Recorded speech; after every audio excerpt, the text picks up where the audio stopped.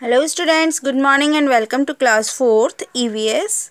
Today we read about the landfills and incinerators, compost pit, waste management.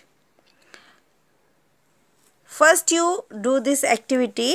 यहाँ पे एक activity आपको दे रखी है, इसको पहले आप कर लेंगे, ठीक है। यहाँ पे आपको कुछ थिंग्स के नेम्स दे रखे हैं, जैसे ग्लास, वेजिटेबल पील्स।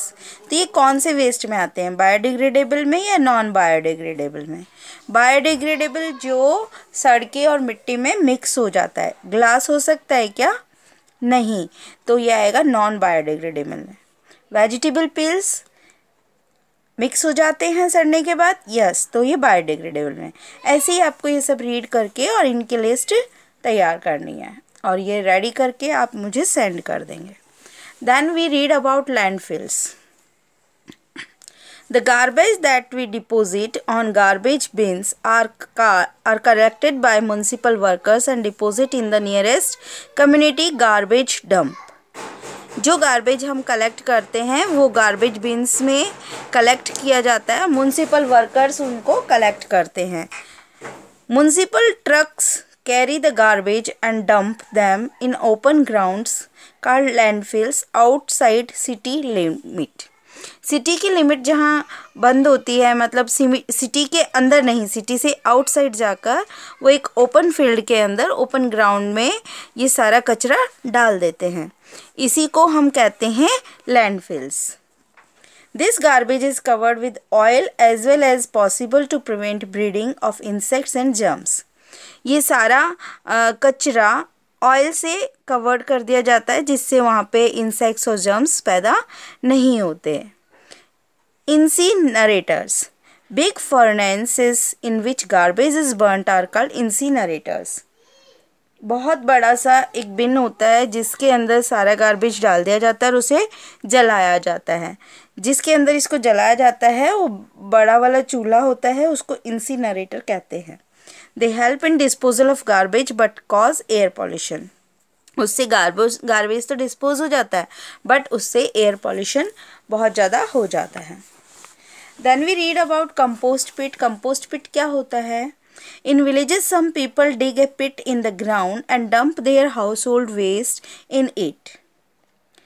जो हाउस होल्ड वेस्ट होता है, यानी कि जो हमारे घर का कूड़ा कचरा होता है, जैसे कि सब्जियों की छिलके, फ्रूट्स के छिलके, मटर के छिलके, तो इनसे जो बायोडिग्रेडेबल वेस्ट है उसको वो इस गड्ढे में डाल देते हैं, जो गड्ढा वो खोद के रखते हैं उसके अंदर। After some time this waste turn into manure, और कुछ दिनों बाद में यही कचरा मैन्योर में जब वो सड़ के गल जाता है तो वो खाद का रूप ले लेता है। It is used by the farmers in their field में वो इसी मैन्योर को लेते हैं काम में, और क्रॉप्स अच्छी होती है इससे। This method of waste disposal is known as composting. It is very good method of disposing degradable waste.